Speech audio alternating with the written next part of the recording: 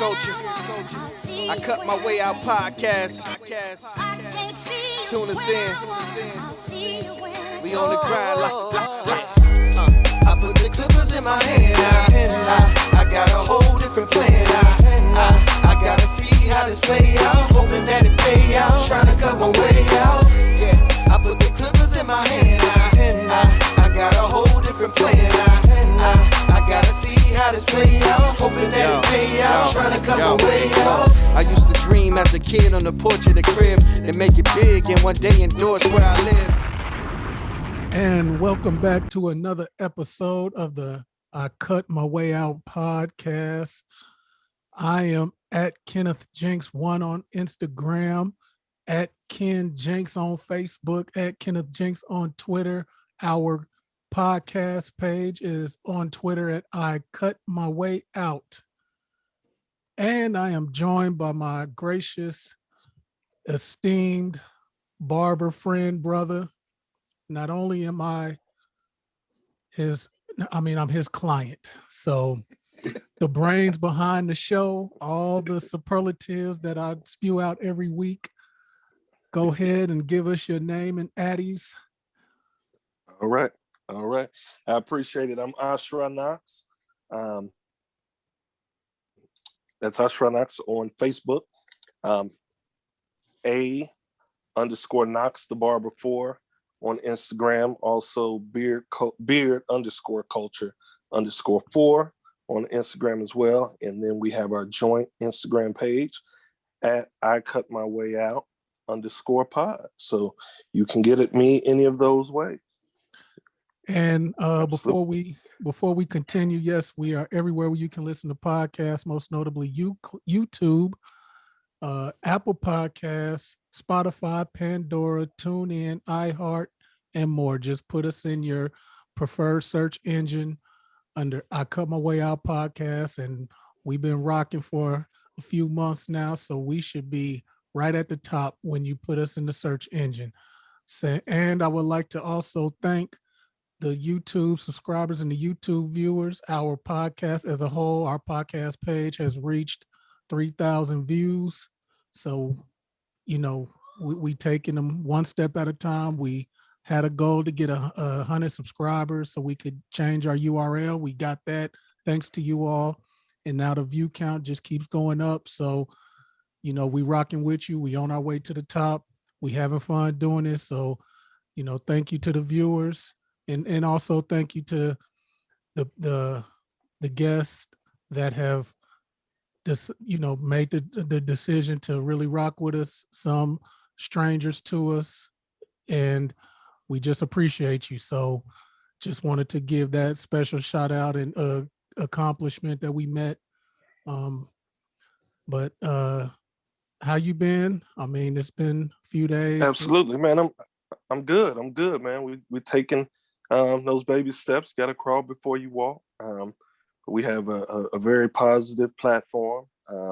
We've had some wonderful guests, some very talented guests. The dialogue, the content has been great, and I believe in my heart of hearts, man, that we'll continue to catch on, because I do believe that we have something special here, man. So outside of that, man, my week has been good. On the grind, man, and just doing what I do. We in Illinois. Yeah. We're in Illinois. And so, it's starting to, get bright for us. We had a nice little snow dump in the last couple of weeks, but the sun is shining. Been some beautiful days. Temps are slowly going up. So yeah, man, we doing pretty good my way as well. So without further ado, we do have a special guest. We'd like to thank this brother for rocking with us. So I know you got the fire intro, so go ahead and take it away. All right. Today, all of our listeners, all of our viewers, we have another very special guest, like we continue to have. This brother is from Hampton, Virginia.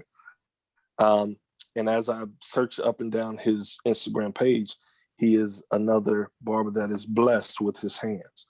The brother gets down. He's well versed and well skilled. Actually, as I look on his Instagram page over the last few weeks, I'm interested and excited to learn more about him, because he just is straight to the point on Instagram, doesn't give you too much, which is kind of wonderful for us because we get to dig in. But without further ado, we bring to you Derek from Hampton, Virginia, better known as at Styistking. How you doing, my good brother? I'm great. How y'all doing? Appreciate you having me. Man, we're doing well, man, and we're excited and privileged for you to accept and be on with us, man. We greatly appreciate it, bro. No doubt. Thank you for the opportunity. And before we get started, your suite looks amazing. I mean, Appreciate it. You know, I complimented you off wax, so I gotta compliment you on wax. I mean, just point that phone camera around and let us see it. Man. Give us that virtual. Yeah, I cut on a stage, so I have like a 2-tier stage, if you can see it. Okay, that's what's up. A 2-tier stage, and that was kind of my little theme that I went with, like a king theme. So you cut it on a pedestal, you know. And I have an excellent view outside. That's dope. I will not turn my barber pole on because people are gonna ask me in my cutting. So, but I have my logos everywhere. Right. Right. I noticed the logos and things. Yes. So that's why it was important for me to let you, get that off before we really get into the dialogue. So absolutely. I'm definitely that's what's up. Impressed with your digs. Thank you. Yes, sir. Thank you. Absolutely. Looks intimate and comfortable, man. That's what I was going for. We're gonna jump into it. Yes, sir. We're gonna jump and get into this thing, man. All right. So not only for us but the viewers, can you tell us a little bit about yourself, where you're from, and just your background overall? Okay. I am the Styistking, like we said. I'm from North Carolina, actually. Small town called Rocky Mount. Right? It's probably 45 minutes away from Raleigh. You familiar? Okay. I mean, small town. It's like 2 hours away from where I'm at now. But I always used to come up here to Hampton and Virginia Beach. I have family here, so I always came here. I've been here since '98, and because I'm prior military, actually. I'm prior military, so I was Navy. And once I got out in 2001, I just decided to stay. Okay. That's what's up. So you were stationed there? Yes. Okay. That's what's up. Before we continue, we're big sports guys. All right. And two of the most famous athletes of our era are from that area. Allen Iverson and Michael Vick is from Newport News. That's what I was going to say. Yeah. Right. Yes, sir. So I cut Allen every now and again when he comes home. Every now and again. Not too much. A little bit. Yeah. Mm-hmm. Okay. That's what's up. Yes, that's what's up. That is so crazy, man, because that's my all-time favorite pound for pound, and he and I graduated the same year, and I was a hooper too. But man, I've been extremely fond of him. Man, followed him. Matter of fact, my co-host, my brother, he put me on to him. Years ago when we were in high school. Yeah. Okay. That's what's up. Okay. Yeah, good dude, man. Good dude. Yeah. So so what was it about the area that was it you being from a small town and just wanted something bigger? What was it that made you decide to stay there after finishing up in the Navy? That did definitely have something to do with it being from a small area and coming here, a very populated area. This is a big military area, of course, the largest naval base, and then they have Langley Air Force Base here. They have Army Fort Houston's base, and then there's a lot of colleges here too. So very diverse area, very busy. And then I met my ex-wife too here, so I decided to stay. You know what I mean? Okay. That's what's up.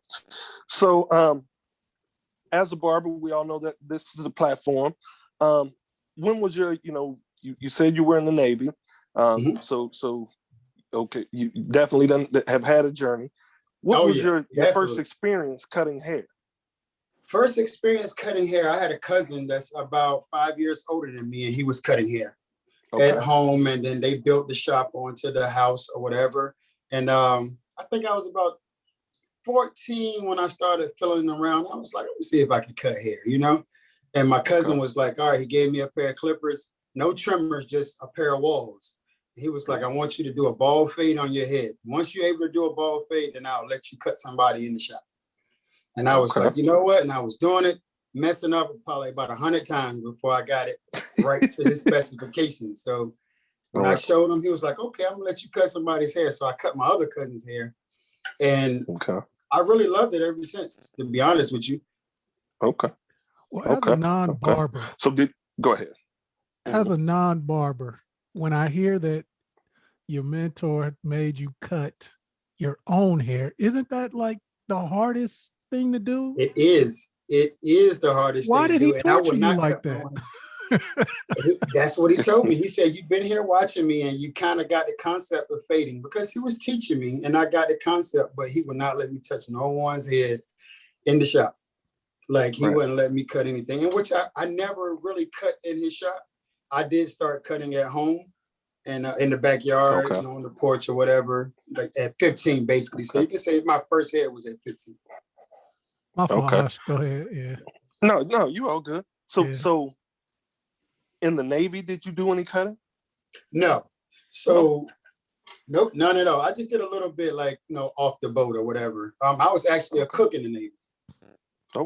Yep, I was a cook, and I enjoyed it because like I played basketball in high school, and I was recruited by a few colleges or whatever, but being my mom's financial situation, I decided to just go straight into the military and think that would be better. Didn't cut at all. I got out in 01. I've worked quite a few jobs since then. I'll just give you a little rundown. So I worked on a cruise ship once I got out. Once I got out, I worked on a cruise ship for about 2 years almost. And then I left there and went to distribution center. And then I went to Pepsi. Once I went to Pepsi, I decided to go to barber school. It was going to be free for me. Military was paying for it because I wanted to get my license and see how I would like it working in the shop. And once I went in 2007, that was it. I've been doing it ever since professionally. Wow. Okay. And what was it during that time in barber school? What was it that made you say, look, I know this is, I've tried this, I've tried that. I know this is what I'm going to be doing. This is what I want to do. I think because I was naturally good at it, being that I started, you know, super early. I did go to cosmetology school, so I learned how to do the cos side of it, which I was pretty good at that too. Because I did ladies' hair for a little bit. I think the freedom of it and just meeting people every single day is the best thing about it, you know?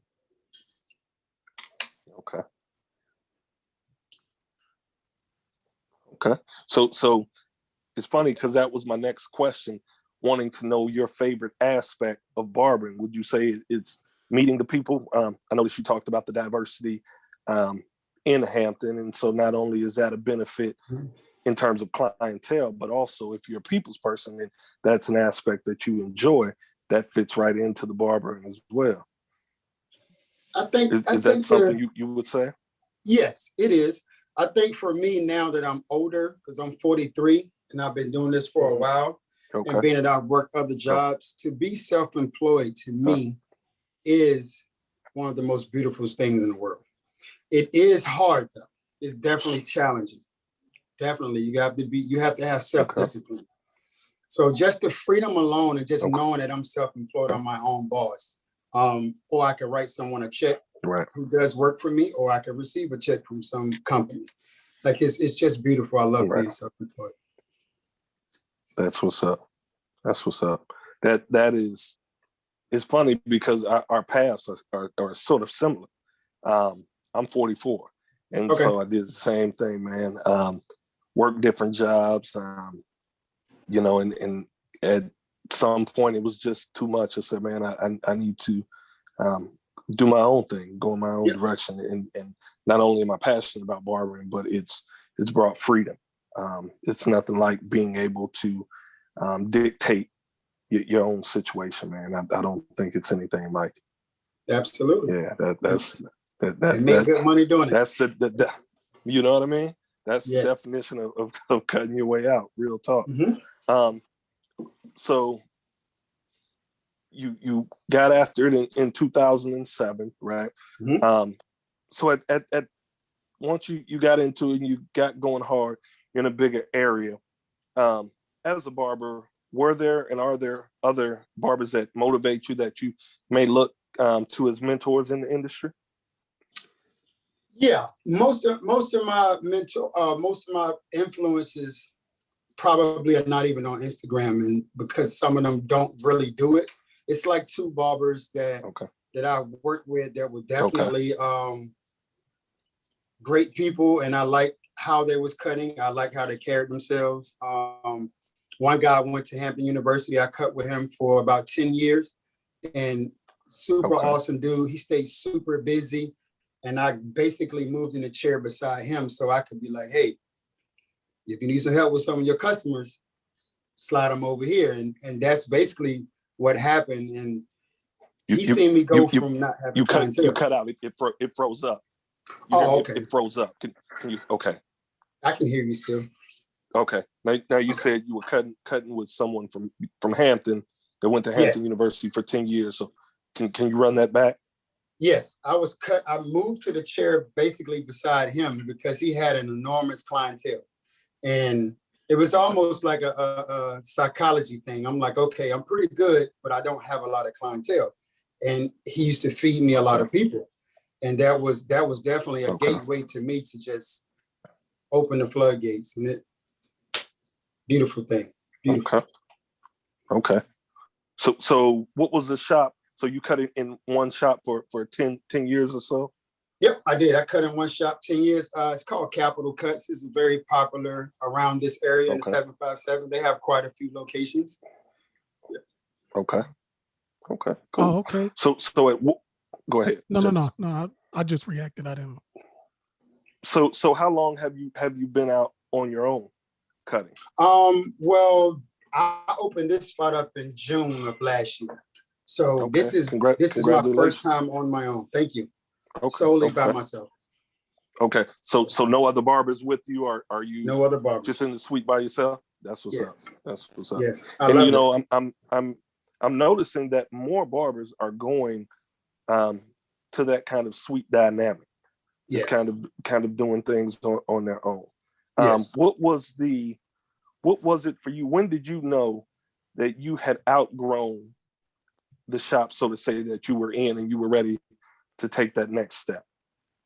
I would say I had my clientele. I was pretty much booked every day.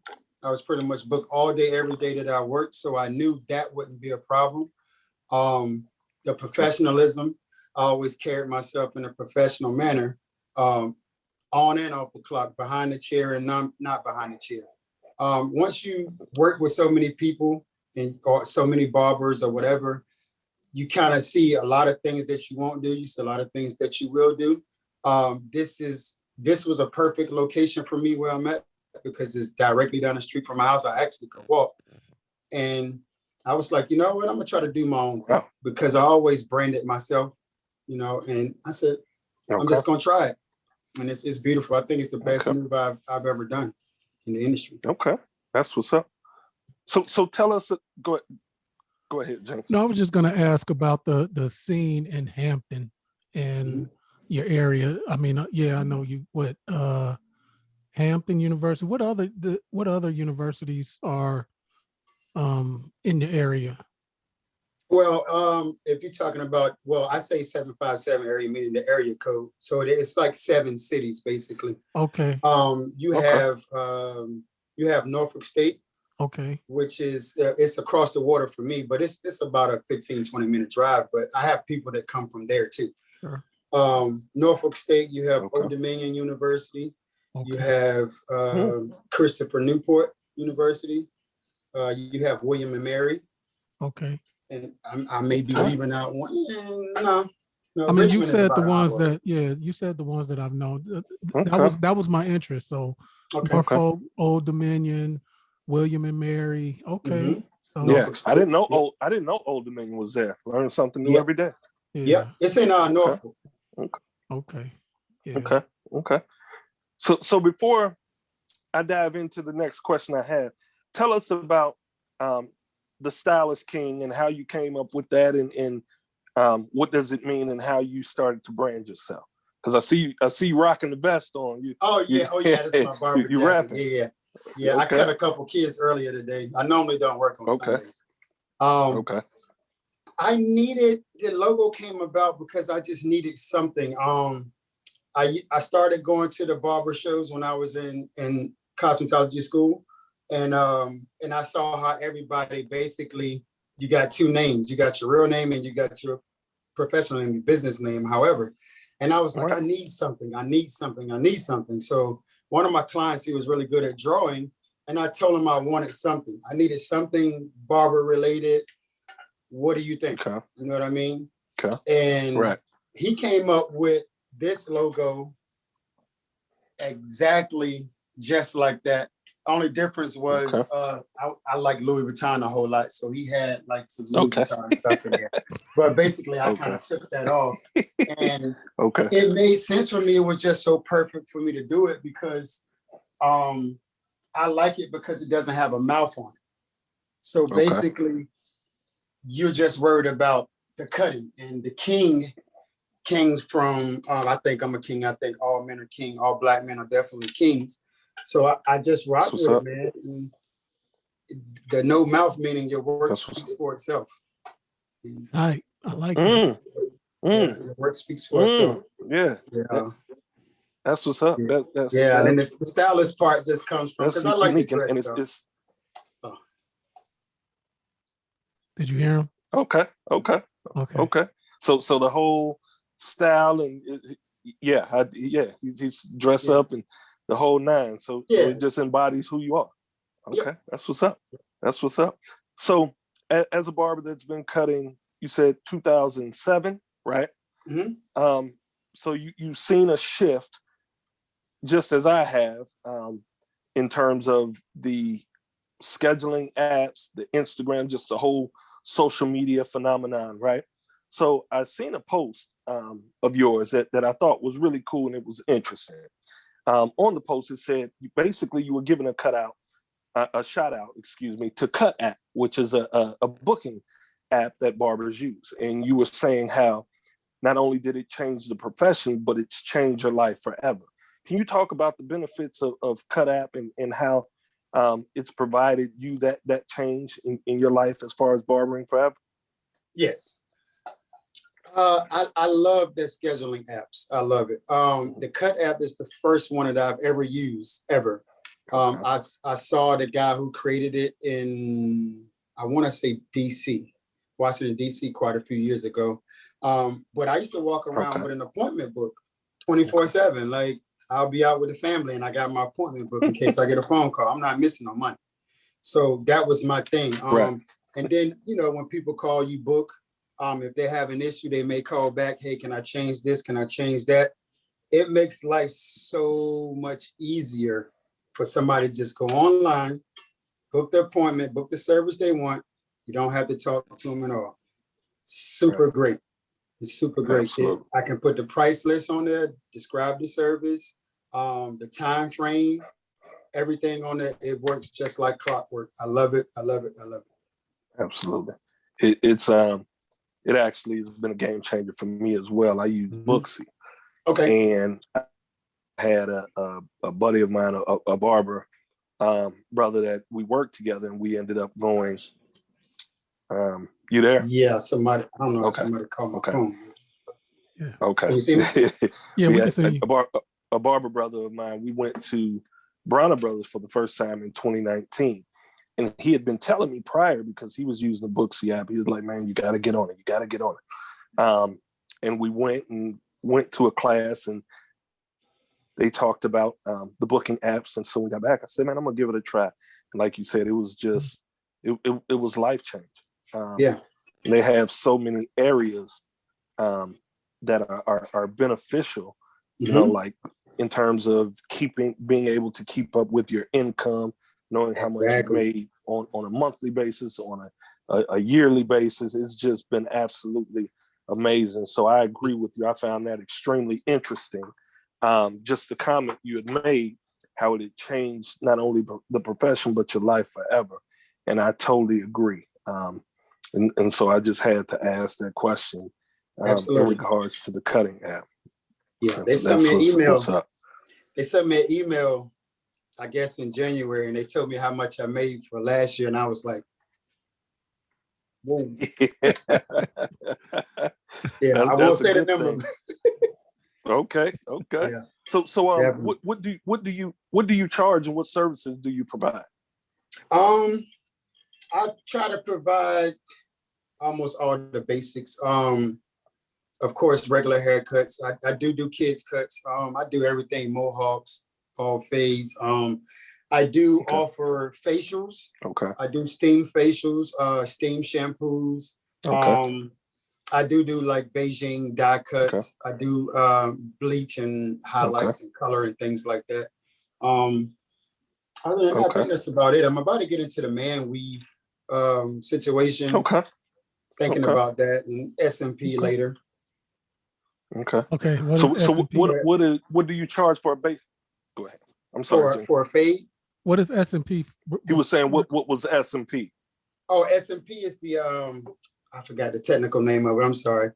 Well, you've probably seen the guys kind of like tattooing hair on the hairlines. Yeah, that's. I forgot the actual technical name for him. Be bad for that. No, okay. I know exactly what you mean. Okay. Yeah, I might need. I need that. I know that. Yeah, I want to learn about it a little bit more and see if that's something I want to get into. But for men's cuts, I start at 35 here. Okay. Shampoo and what, does that include the head and face? Yes. One cut. Okay. Yes. That's what's up. Now, and now is that the going rate in the area, or you just say, hey, I'm gonna do my thing and I'm going to charge based on the services I provide and my value? I do go off of what I'm providing, but I do have to try to kind of go off of the area a little bit. And that's one of the things I've been battling. Because I know people say charge what you're worth. And, you know, some people will fall off. They don't want to pay that price. And I totally agree. They will. And the people who like your service and like what you provide for them, they're going to pay it. Right. Absolutely. Go ahead. What you about to say something, James? I mean, and just going down your page, I just would imagine that you would be at a way higher price. I mean, that's, you know, like as a non-barber, it's just like, okay, but you know, being that we're, you know, 21 episodes in and the people that we've talked to, I mean, my brother, like they charge you. You're gonna have to come to Jesus, because I think you might be like shortchanging yourself, my brother. Oh, I know I am. How do you determine how much when it's we having a little delay, Ash. I don't know what's going on. How do you determine? Right. How do you determine when it's time to raise your prices and how much you raise them? I don't know. I think it just comes with a time thing. I didn't change my prices from the last shop to here, and because I knew I could afford what I was going to be able to pay here. Now, and I'm going to change around in here a little bit more. I think once I change around in here, then I'm going to up my price a little bit, and then it's just what it's going to be. I mean, as a client, you know, just plaster a sign saying, "Hey, effective this day," because man, you definitely, with the styling and all that, like, that's a number. Like, and I'm normally a hater when our client, our guests get to talking about prices. I'm like, Whoa. Oh man. But Yeah. you know, I'm sorry. No, We you're didn't fine. get too far off, You're and you fine. know, No, you're challenging. fine. You know, your No, you prices and good, stuff. right? It's one of those things. No. Like I said, I do believe in the charge what you're worth thing. I do believe that, but I do also believe in, prices in the area.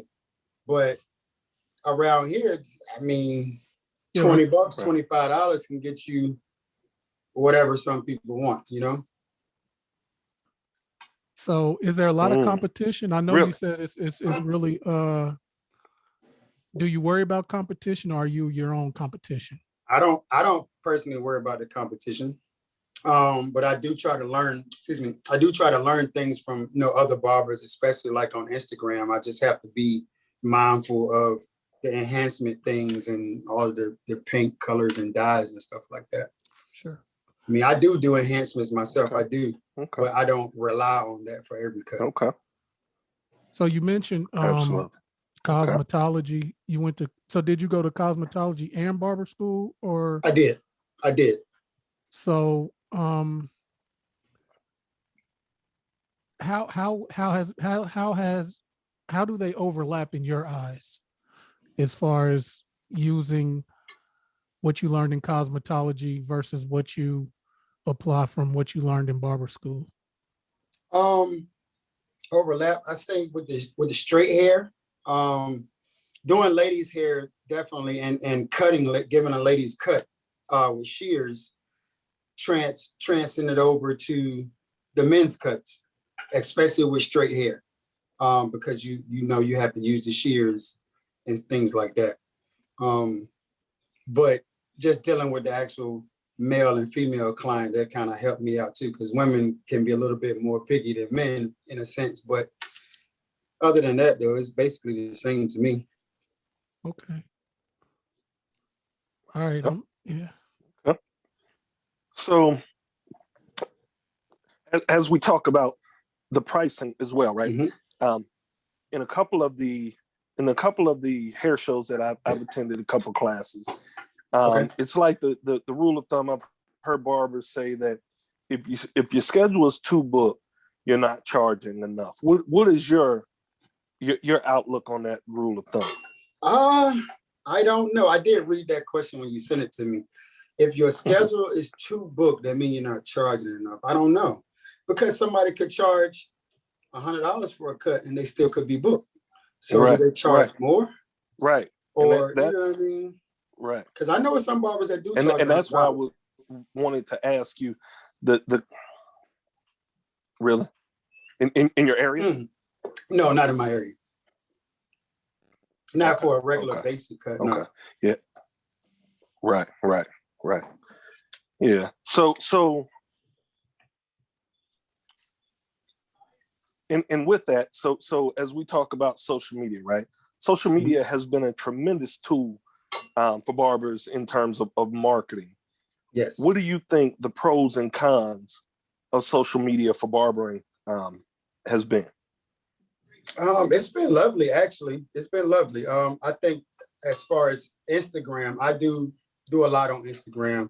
I need to do more. I don't do a lot of advertising on Facebook, and that's just because of me. Most of my Facebook friends are back home in North Carolina, but I do advertise a little bit on Facebook. The pros have been amazing because you can hashtag whatever you want, and whoever hashtags the same thing that you did, then hey, they're going to see your picture at some point if they continue to scroll, or it's an easy way to connect the dots. I think that's super great. I don't really like all the paint. I don't like all the, if you got, I mean, it's there, and I do like the aspect, but I guess when I scroll down my timeline, because I do follow a lot of barber pages, if that's all I see, it's like, man, is that what everybody is doing?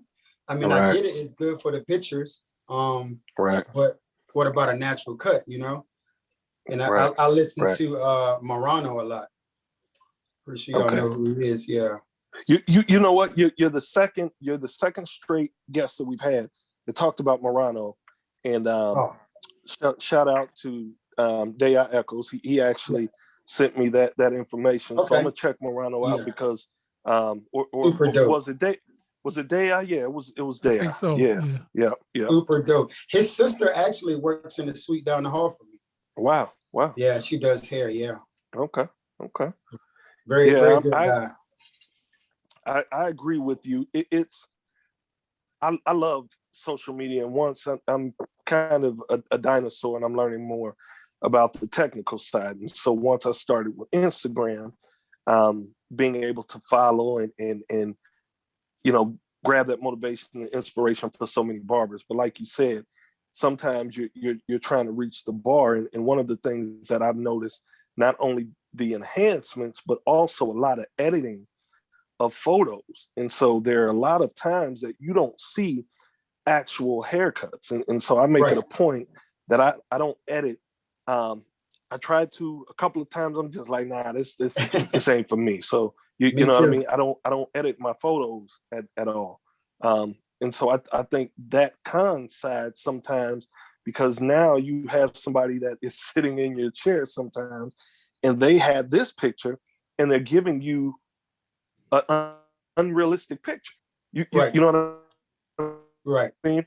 Not only does the different textures of hair and certain things matter, but also some of this stuff that they're looking at isn't all the way authentic because it's been edited. So I think it takes a little away from the authentic side sometimes of the industry. Yes, it does. It does. Yeah. When people show me pictures like that, I let them know, like, hey, this was, I may not say edited, but I will say it was enhanced with Beijing or spray or whatever have you, But definitely, I definitely agree with you, though. I agree with you. I'm struggling with that too. So even what should you look for if I'm a client and I'm saying, okay, well, I'm enamored with a picture on Instagram, a picture and a haircut that I saw off the gram, and I take it to my bar. What should I look for before I take it to you and to kind of know if it's been enhanced or not? Because I'll be honest, it could be any dope haircut on Instagram, and somebody gonna be in the comments. That's just like we had a brother that does not use enhancements. He puts it in his in all his posts, no enhancements. Yeah. And he Shout says out to P Skills. Shout out to P Skills. And he says it's literally people on his comments arguing about enhancements. So I guess the question is to both of you all, what should a random client or non-barber or just anybody look for when they see a dope cut, and to just make the determine without hating that some enhancements was used? I think that for the client may not know per se if has it been enhanced or not. But of course, if they bring it to their barber, they're gonna know. So I think a client should actually know. They should know whether they're actually doing maintenance to their hair, if they're taking care of their hair, for one. Because some people want things and like, man, your hair is super dry, super brittle, or you may be thin in certain areas. You may not be able to achieve what you're actually looking at. Or I could achieve it if I, put some enhancements in it, or hey. So I would take any client with any picture, but once I see the picture, if I think you can achieve that, then we can go for it. But if not, I'll explain to them, hey, this is what we're dealing with here. Absolutely. And go from there. Right, because there ain't too much I can do, I totally agree. I think that's when the professional side comes in. Just being able to consult with that particular client in terms of, like you said, their texture, if they have light spots, if just certain things, if you can actually provide that haircut for that particular client. I make it a point. I never hate on, or try to disregard, for a better word, disregard other barbers' work because of enhancements, because, it's about what the client wants first and foremost. But like you said, sometimes people are coming in and they're looking for certain things that it's hard to achieve because, when somebody is going to pay $100 for a haircut, right? More times than not, I would say 9.9 times out of 10, those clients are going to take care of their hair on a regular basis. They're going to do the things that they need to do. That shows somebody paying $100 for a haircut that they care not only about their presentation, but they care about their hair. And so, it's a difference. Somebody coming in and, may get their hair cut every 3 weeks. It's not washed and certain things like that. So I think you're spot on, in my opinion. And that's how I would approach it also. Right. Absolutely. Yeah. So I see you're branding yourself, you're doing your thing, the Styistking. In what other ways, if any, have you been able to create other financial opportunities because of your skill, in your platform with Barber? Financial. I haven't really stepped out there too much now. I do have something in the making right now. I'm actually working on a brush. Okay. I can't disclose too much information, but I'm working on a brush, and it's going to be very different. Put it this way: it's moving. It's moving. It moves. Put it that way. That's basically what. And it's actually getting produced right now. So I'm getting a prototype made, and then I'm setting up for the patent. And then once I get that back, you'll definitely see it. I mean, other than me selling my own t-shirts, so I actually sell my t-shirts with my logo on it. I don't know if you see them up there. So I mean, other than that, I haven't really stepped outside of the box yet and worked. I mean, but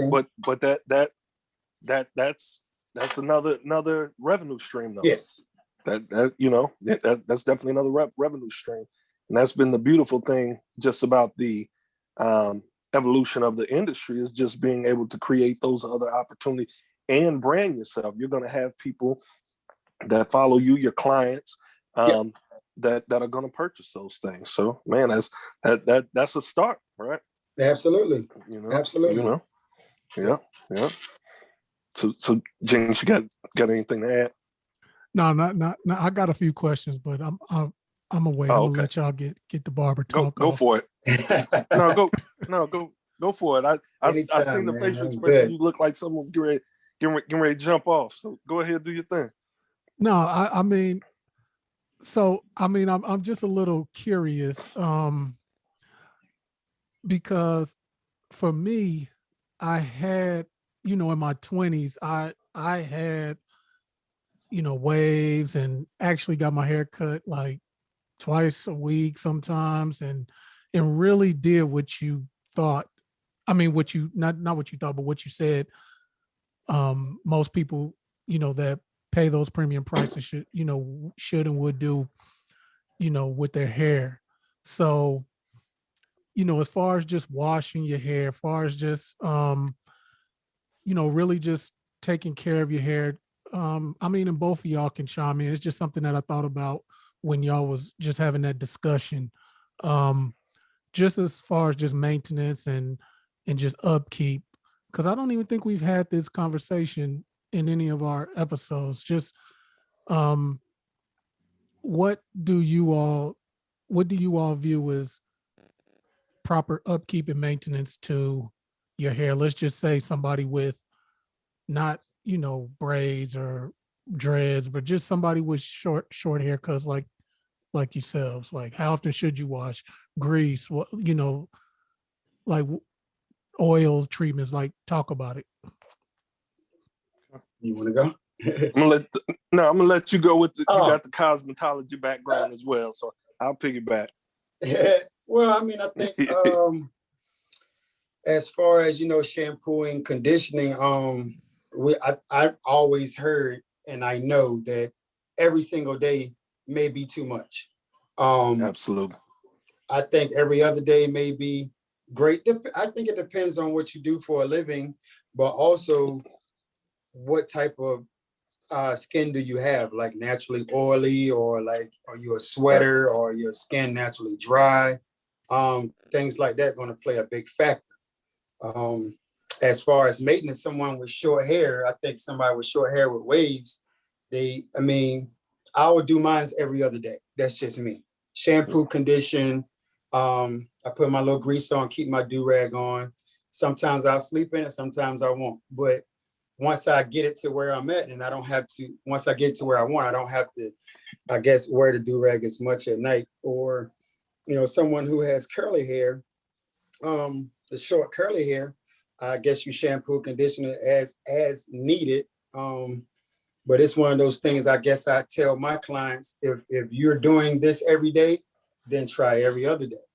And then if that's not working, then either we'll move it to, every 3 days, or we may need to try to change the products. And there's a couple different ways to approach that. For me, my rule of thumb has been, I typically tell my clients at least 2 to 3 days out of a week, in terms of washing and conditioning. The same with the beard. The beard has become a phenomenon, in our culture now, as you see. I know. I don't have that. It's interesting being. No, I can't do now it. you see a lot of people, they have no good. Can't do it, man. So I have a lot of people, man, that they'll come in and they'll want to get their, grow the beard out, and they want it, sculpted, for better words, right? Right. But they're not taking care of it. And there's a lot of people who don't understand that you have to care for your beard the same way you would do your hair. And so it's the same rule of thumb. Like you said, it's kind of hit and miss depending on if you have oily skin and things of that nature. But what they don't want to do is basically strip their hair of the natural oils that it gets by overwashing. So, that's something that I tell them as well. Right. Yeah, absolutely. And this may be, I agree. That's a good question, James. Yeah. Well, this may be, like how can you determine if somebody has oily skin, or, what type of skin they do have? Like for me, like I don't know if I have oily skin. I mean, and that I might be telling on myself, but like I don't know. Like what should I look for? I guess it's for me, a straight shampoo and condition, and then I look at just the next day or two, like how is my scalp doing? I just know for me, my skin is naturally dry. So I think for me asking the client, or some I could really see, you can actually see. It all depends. I mean, people have ashy blemishes and things on their face, so they may be like a naturally dry person. I look for things like that. I may even look at their hands or something like that. Right. With asking them questions too. Right. Okay. I agree. And then you just kind of, from a like a skin aspect, you kind of know you have that glow. A lot of people who create a lot of that. They look almost oily, really shiny. Look like you almost got Vaseline on it. So yeah. So you can see that. Absolutely. Yeah. So what was I had a question on my mind. I'll get back to it. But okay, I do know what I was going to ask. So in terms of your services, so with every haircut, do you provide a wash as well? It's available. I do have it on there as a separate thing that they could pick. So I do have clients that say, okay, I want to get a shampoo and a cut this week from Styistking, and then the next week they may come get a lineup and they may not. And then on the second haircut they probably will. But not everybody gets the shampoo. If I had an assistant here, I would definitely shampoo pretty much everyone if they don't have, dreads or braids or something like that. Right. So how do you deal with clients that don't want the shampoo, but they may have oil or grease in their hair? Oh, well, you got two choices. You can get it or you can not get it or not get the haircut. You know what I mean? Bottom line. You just got two choices. I mean, because what I would do, and I've done it before, and cut somebody hair who has grease in it, and I have done it, but I'm like, okay, look at your haircut is okay because I know how to deal with it. Now, the next time you come, let me shampoo it, and then those people be like, no, I'm going to shampoo my hair right before I come every time because that cut was way better. Yep. And someone who has the dry dandruff, whatever, packed down hair, I may have, or I just say, you know what, just let me go ahead and shampoo it.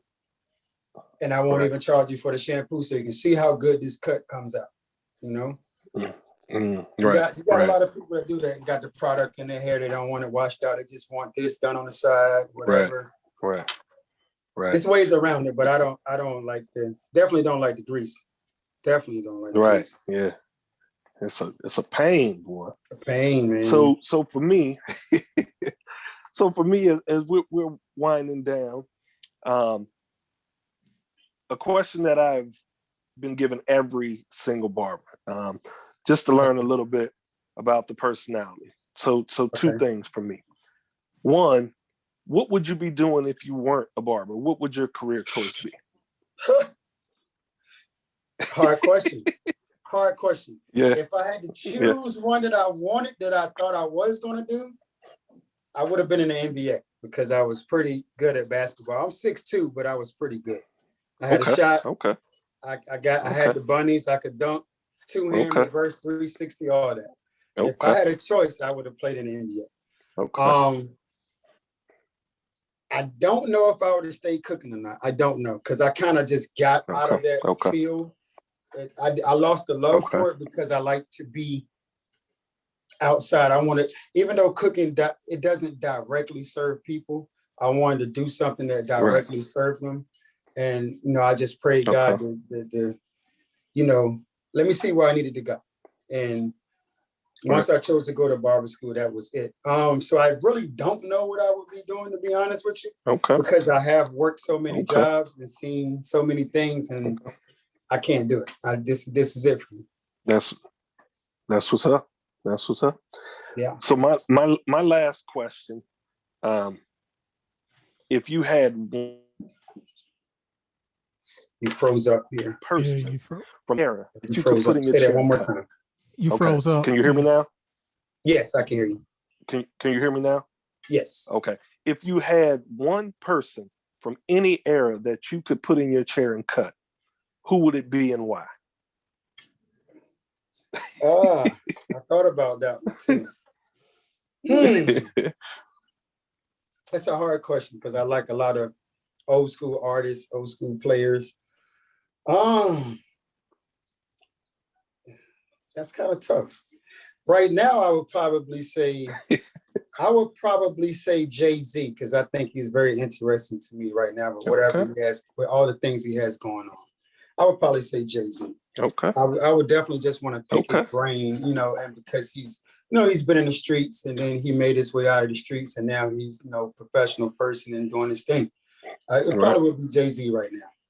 Okay. My favorite rapper of all time. Okay. Right. That's what's up. Yeah. You had a question I think I saw on the list because when I saw the questions, I was like, I can answer those. That's nothing.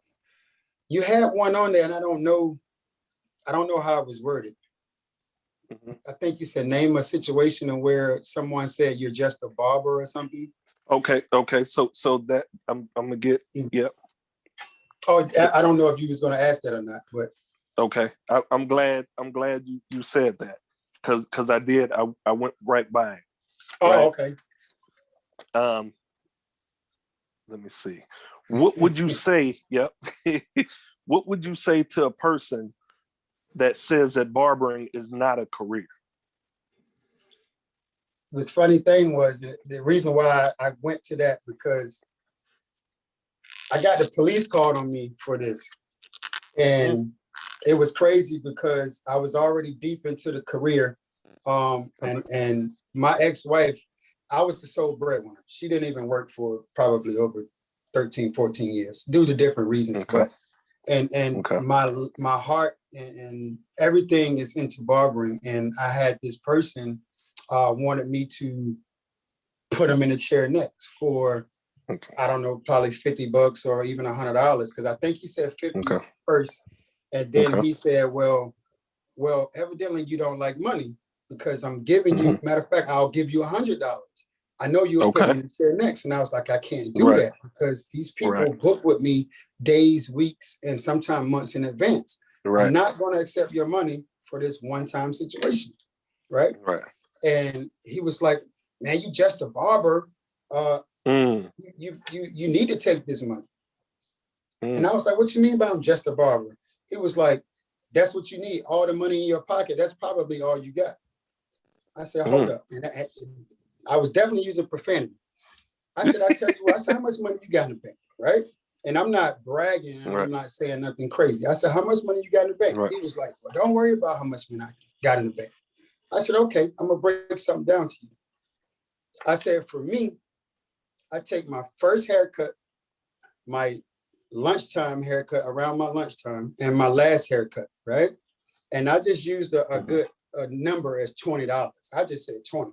Okay. Right? So I put those 3 haircuts in my back pocket and I don't touch them. Of course, now we got Cash App and different things now, but so I'll save $60 a day that I don't touch, period, right? Right. You multiply that by 6. I work 6 days a week. So what's the math? 360, right? Right. That 360 times 4 weeks out of the month, right? I don't know what the number. I think it's like $1,400. Almost $1,500. Almost $1,500, right? Yeah. Right. Now that's what I don't touch. I don't touch this money under pretty much no circumstances unless it's an emergency. And you multiply that by 12. So 12 months out of the year. Right. So you 15,000 somewhere around like 17,000. Yeah. So 18,000. Yeah. So $18,000 I had saved 1 year. $18,000. I don't know many jobs that someone is going to be able to have $18,000 in the bank at the end of the year. Some people it's a lot, some people it's not a lot. But for $18,000 that I don't touch, now this is just saving those 3 haircuts. Now, when I say my price point was $35 per cut, so you figure that number is going to be more if I continue to do that all year long. And this is, if I'm cutting 15 heads a day, first, middle, and last ain't much. Look at what I'm cutting in between. He was like, oh, barbers make that much money? Barbers make that much money? I was like, hey, bro, go get your haircut somewhere else so that you can take that $100 to them, because I don't need it right now. These people that's coming to you every single week, every other week, mean more to me than your $100. Absolutely. But yeah, he got offended. I appreciate, because I accidentally skipped over that question, and that was a question that I really sat on and just thought it up, because this used to be a profession, like you said, and still some people don't respect. I've had a couple of times where people just, it's a hustle. Oh, you get this, so I can't see paying you this much. You don't even pay tax. I'm like, hold on, man.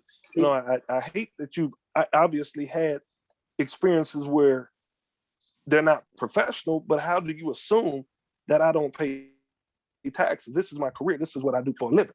You know what I mean? And so it's just something. I'm glad you went back to that, because I accidentally went over, and that was probably one of the most important questions, because people don't realize, man, this is a profession and you can make a really, really good living off of it, really and I pointed back, and I had this conversation a lot, and Hawk the Barber is Barber. one of the guys that I watch closely as well.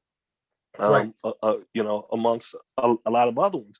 Mhm. But, you know, when he was able to go up for new clients to $200, I'm saying, how many jobs do you know that a person can charge $200? Right. You know what I mean? Exactly. Like $200 an hour. Where do they do that at? Exactly. This is a career. This is a profession. It's here to stay. Right. Robots can't do what we do. Can't do it. You know? And so it's a blessing, man, to be in a part of this industry and do what we do. And that was the main purpose of us, behind us creating this podcast and this platform, man, just to pay homage and celebrate what it is that we do, man, because everybody has to come through us. If you're sitting down in the boardroom, before you go there, you got to come and holler at us. If you're going on a date, you got to come and see us. If you're going to a job interview, you got to come and see us. You know, you know, we don't all the time get the respect that this industry is due, and so we just wanted to do our part, man. Yeah, I think we got a little bit more respect over this pandemic situation, because a lot of people came to me and they was like, "Man, y'all are essential. Y'all essential, man. I don't have to work. I don't have to go to work, but I still want my haircut. I still need my haircut to make me feel good. You know what I mean?" So that was definitely absolutely. But definitely needed for sure. Definitely. One final question from me. Speaking of the pandemic, I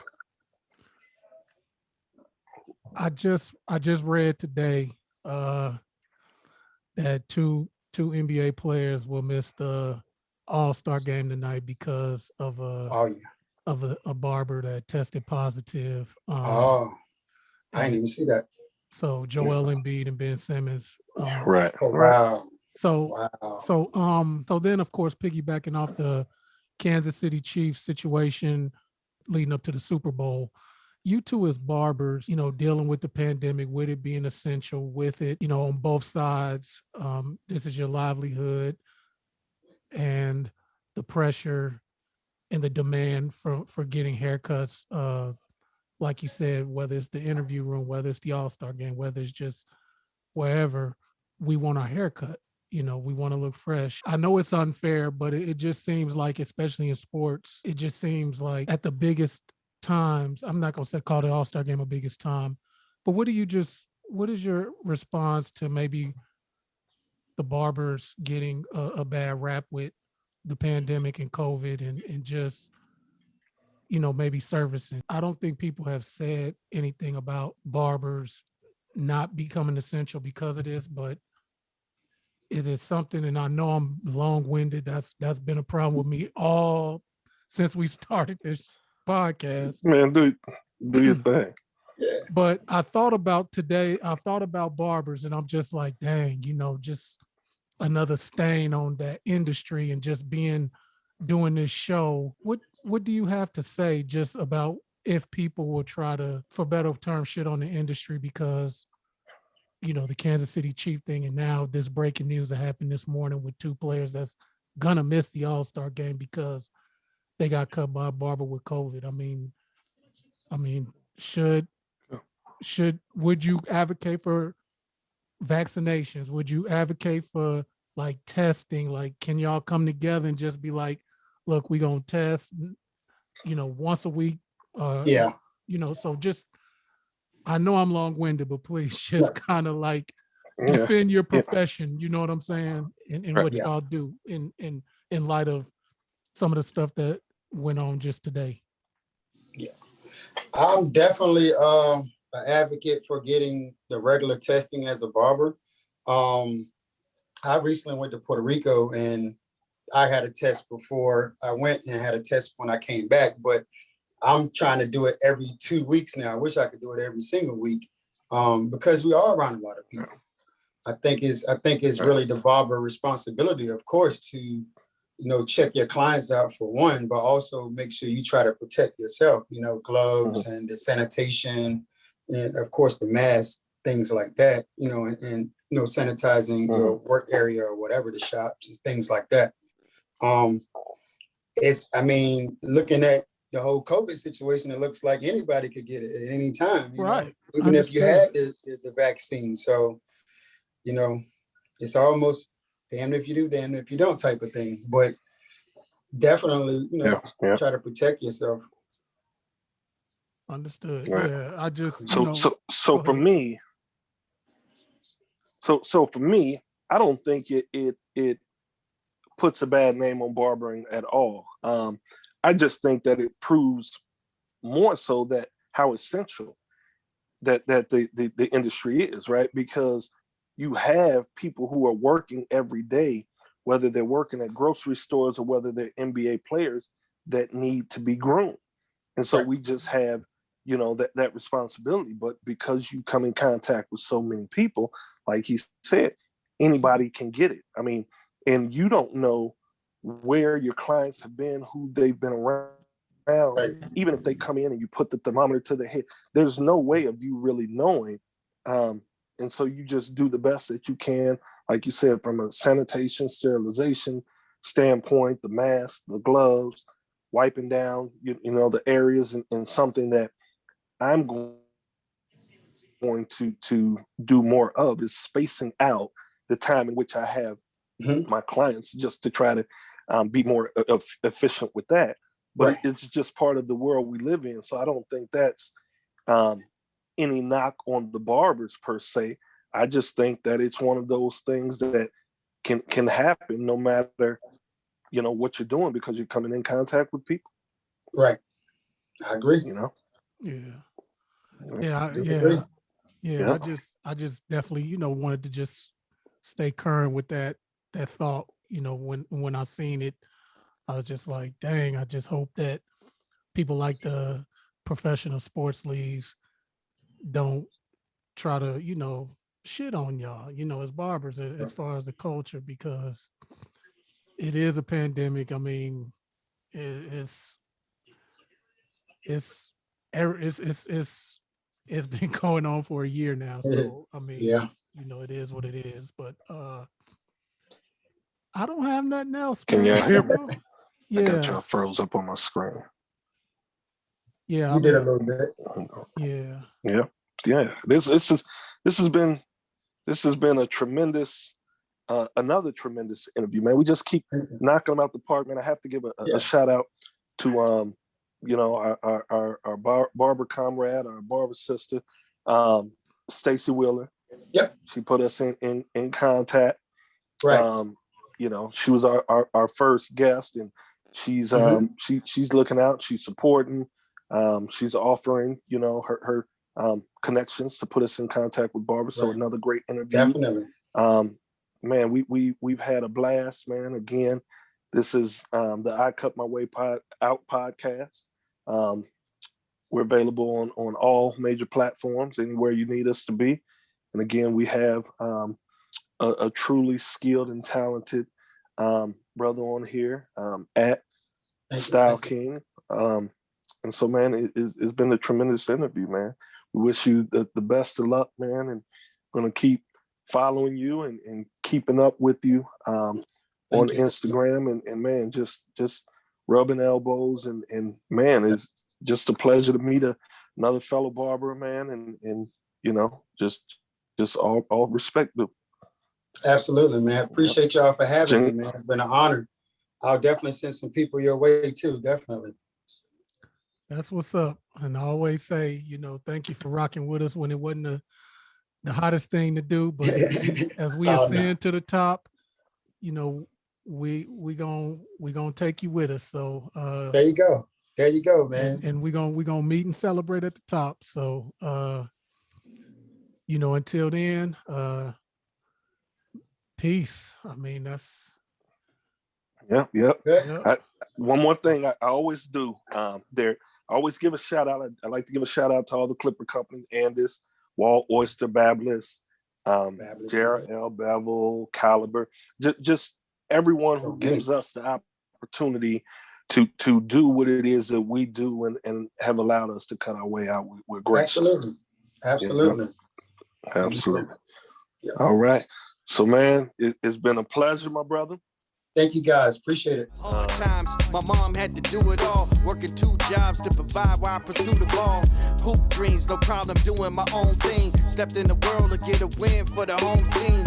Laced the sneakers for the crowd in the bleachers. This might get away from the lesson life teaches, but 5'9" don't follow the league guideline. Heart of a champ, but I gotta tuck my pride now. Off to college for the knowledge, try my hand at math. But one call from back home really changed my path. My firstborn, now I got a mouth to feed. Told the Southeast I got a whole new route to lead.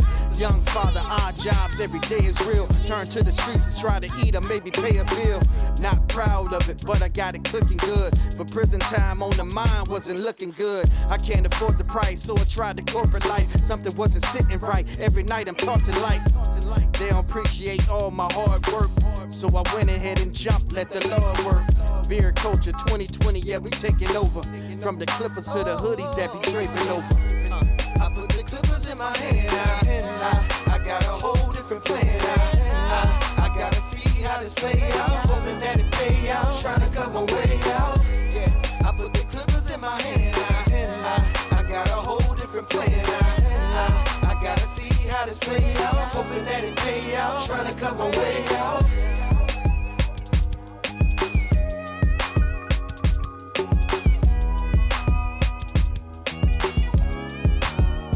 Cut my way out.